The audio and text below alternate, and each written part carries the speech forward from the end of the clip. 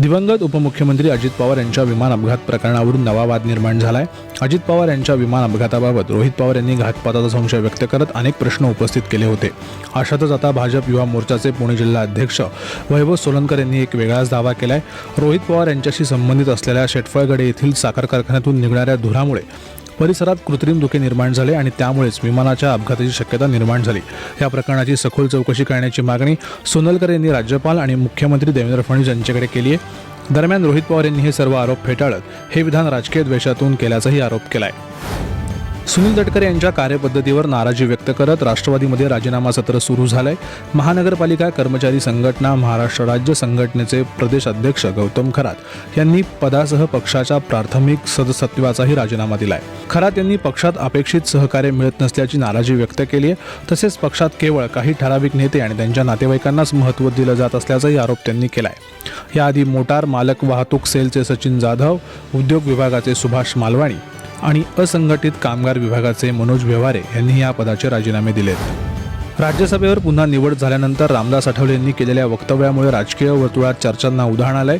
धुळे येथील महाराणा प्रताप चौकात सभेत बोलताना आठवले म्हणाले की मी ज्या पक्षासोबत असतो तो पक्ष सत्तेत येतो, असा आजवरचा अनुभव आहे।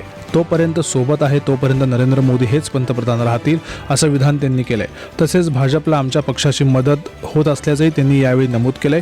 एवढंच नाही तर RPI पक्ष लवकरच राष्ट्रीय पक्ष होईल असाही दावा देखील त्यांनी केलाय। बाबासाहेब आंबेडकर यांनी तयार केलेली राज्यघटना कोणीही बदलू शकत नाही असं सांगत विरोधकांनी लोकसभा निवडणुकीत खोटा प्रचार केल्याचाही आरोप आठवले यांनी केला होता। राज्य सरकारने जुनी व जास्त प्रदूषण करणारी वाहने कमी करण्यासाठी मोठा निर्णय घेतलाय।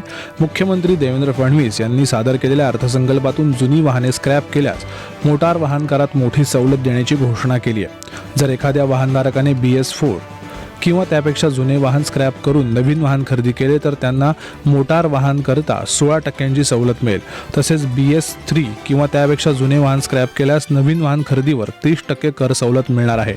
सरकारी वाहने 15 वर्षानंतर स्क्रॅप करणे बंधनकारक असेल तर खाजगी कारसाठी 20 वर्षानंतरचा स्क्रॅप पर्याय दिला जाणार आहे। दरम्यान 15 वर्षापेक्षा जुन्या वाहनांकरिता ग्रीन टॅक्स दुप्पट करण्याचा प्रस्तावही सरकारने मांडला असून प्रदूषण नियंत्रण मंडळासाठी ही पावले उचलली जात आहेत। बिहारच्या राजकारणात मोठी घडामोड घडली आहे। मुख्यमंत्री नितीश कुमार यांचे पुत्र निशांत कुमार यांनी अधिकृतपणे जनता दलामध्ये प्रवेश केलाय। पटना येथे झालेल्या कार्यक्रमात त्यांनी पक्षाचे सदस्यत्व स्वीकारत सक्रिय राजकारणामध्ये पाऊल टाकलंय। नितीश कुमार राज्यसभेसाठी उमेदवारी अर्ज दाखल केल्यानंतर ते लवकरच मुख्यमंत्रीपद सोडू शकतात। या पार्श्वभूमीवर निशांत कुमार यांना सरकारमध्ये मोठी जबाबदारी मिळण्याची शक्यता व्यक्त केली जाते। काही वृत्तांनुसार भाजप आणि JDU आघाडी सरकारमध्ये त्यांना उपमुख्यमंत्रीपद मिळू शकते। दरम्यान निशांत कुमार यांनी वडिलांनी गेल्या 20 वर्षात केलेले काम जनतेपर्यंत पोहोचवण्याचा प्रयत्न करेन असं सांगत पक्ष संघटना मजबूत करण्याचा निर्धार व्यक्त केलाय। दक्षिणात्य सुपरस्टार थलपती विजय सध्या त्यांच्या वैयक्तिक आयुष्यामुळे चर्चेत आहेत। पत्नी संगीता यांनी घटस्फोटासाठी न्यायालयात याचिका दाखल केली असून या प्रकरणावर विजय यांनी पहिल्यांदाच प्रतिक्रिया दिली आहे। विजय यांच्या अभिनेत्री तृषा कृष्णसेन सोबत कथित अफेअर असल्याची सध्या चर्चा सुरू आहे। या पार्श्वभूमीवर चाहत्यांशी बोलताना विजय म्हणाले, माझ्या भोवती सुरू असलेल्या समस्यांबद्दल तुम्ही चिंता करू नका, त्या गोष्टी मी स्वतः हाताळेन। मात्र माझ्यामुळे चाहते दुःखी किंवा तणावात दिसतात, ही गोष्ट मला सर्वात जास्त हर्ट करते। दरम्यान विजय आणि त्यांच्या पत्नी संगीता गेल्या 2 वर्षापासून वेगळे राहत असल्याची माहिती समोर आली आहे।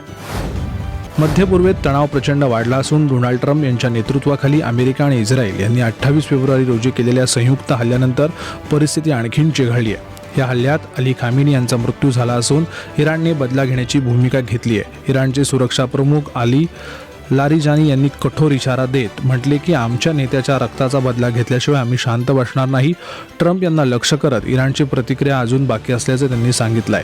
दरम्यान या संघर्षात शेकडो लोकांचा मृत्यू झाल्याचे वृत्त असून मध्य पूर्वेत युद्धाची परिस्थिती निर्माण झाली आहे। इराण आणि अमेरिका यांच्यात तणावामुळे संपूर्ण जगाचे लक्ष या संघर्षाकडे लागलंय। नेपाळमधील सार्वत्रिक निवडणूक मोठी राजकीय उलथापालथीची झाली आहे।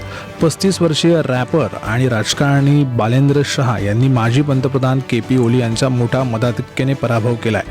झापा मतदारसंघातून शहा यांनी सुमारे 50,000 मतांच्या फरकाने विजय मिळवला। निवडणूक आयोगाच्या आकडेवारीनुसार शहा यांना 68,348 मते तर ओली यांना 18,734 मते मिळाली। या निकालामुळे नेपाळच्या पारंपरिक राजकीय पक्षांना मोठा धक्का बसलाय। दरम्यान RSPनेही या निवडणुकीत मोठे यश मिळवलंय। 129 पैकी 100 जागांवर अपक्षाने विजय मिळवत काठमांडूमधील सर्व जागांना क्लीन स्वीप केलाय. या निकालानंतर बालेंद्र शहा नेपाळचे सर्वात तरुण पंतप्रधान बनण्याची शक्यता व्यक्त केली जाते. दिग्दर्शक आदित्य धर यांच्या नेतृत्वाखाली तयार झालेल्या धुरंधर 2 चित्रपटाचा दमदार ट्रेलर रिलीज झालाय. ॲक्शन बदला देशभक्तीच्या भावनेने भरलेला हा ट्रेलर प्रेक्षकांचे लक्ष वेधून घेतोय. ट्रेलर रिलीज होताच सोशल मीडियावरती मोठी चर्चा सुरू झाली असून काही तासातच यूट्यूबवर त्याचे लाखो व्ह्यूज मिळालेत. दरम्यान बॉलिवूड अभिनेत्री आलिया भट हिने हे ट्रेलरचं कौतुक केलंय.